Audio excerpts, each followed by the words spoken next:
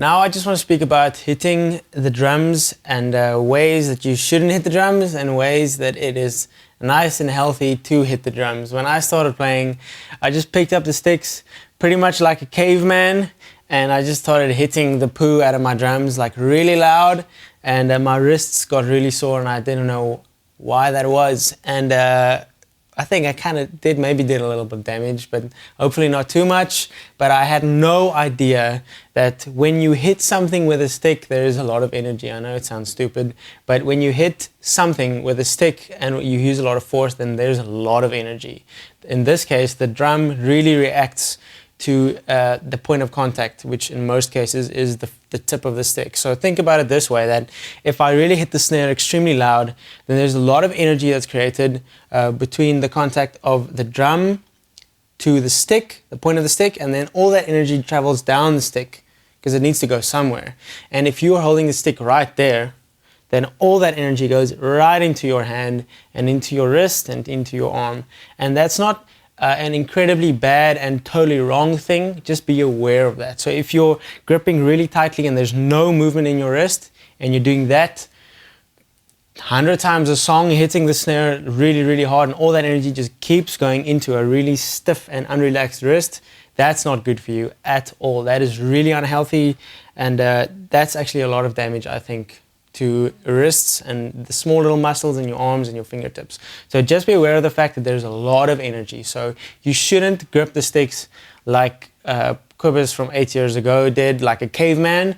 The sticks should breathe, and there should be places for the energy to kind of get dissipated from. I think the most healthy way of holding the stick would be just so that the butt end of the stick kind of is just outside your hand, so that the energy gets dissipated outside and goes out the back of the stick. I don't know if that actually happens. I can hear some scientists laughing manically in the back of my head, maybe because I'm totally messing up physics, but that's just the way that my head works. It just seems like the energy is dissipated in other ways and not straight into your hand if you kind of grip the stick a little bit more to the front. Something to be really aware of as well is the fact that the drums respond to the tips of the stick. So if you grip the stick like a caveman does, then you get none of that response. So even if the skin hits the stick back, like gives you a nice response, then if you grip the stick like this, then none of that is of any use to you, because you're kind of just dead in the stick.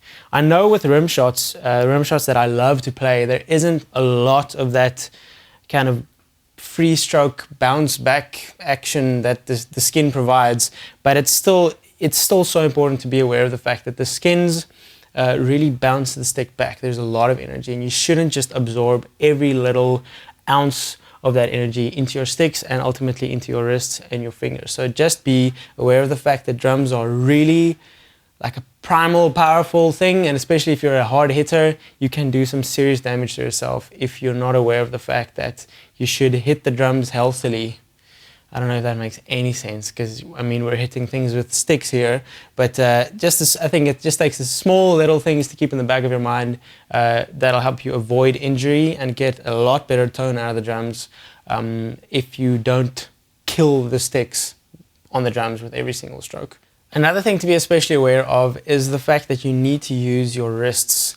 I know that in some videos I play like a robot because my arms do a lot of work, but that's just because I get really into it. But in terms of dynamics and groove and feel and what is efficient, it really helps so much if you use your wrists.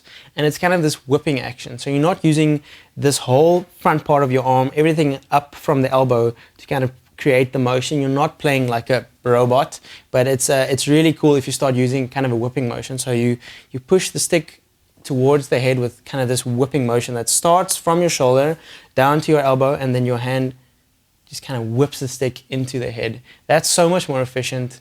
It just creates, for me, a lot better sound with a lot less energy. You don't have to use your whole arm, everything down from your shoulder. So the whipping motion is really important to create strokes with just as much power while using a lot less energy. So it's a lot more efficient.